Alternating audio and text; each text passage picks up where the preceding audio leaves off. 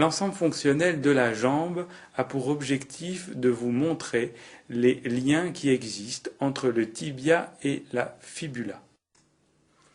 Le tibia et la fibula sont unis ensemble par une membrane interosseuse et deux articulations tibio-fibulaires.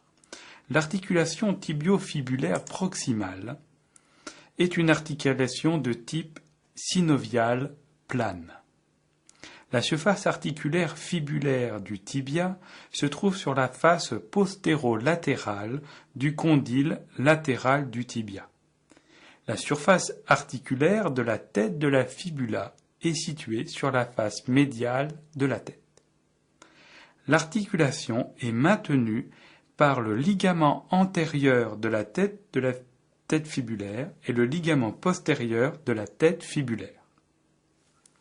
La membrane interosseuse, crurale, est tendue entre le bord médial de la fibula et le bord latéral du tibia.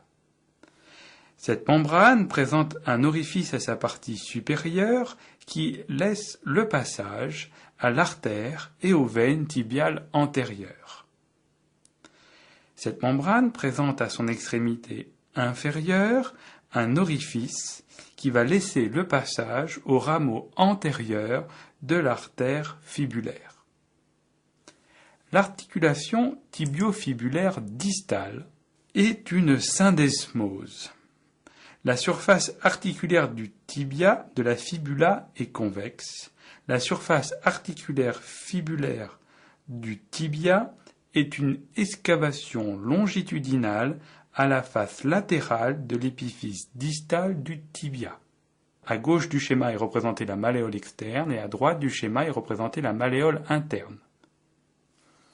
Cette articulation est unie par le ligament tibio-fibulaire ventral, qui est visible sur le schéma, et le ligament tibio-fibulaire dorsal, qui lui est caché puisqu'il se trouve à la face postérieure. Il existe au niveau de cette extrémité distale un autre ligament qui se nomme le ligament interosseux.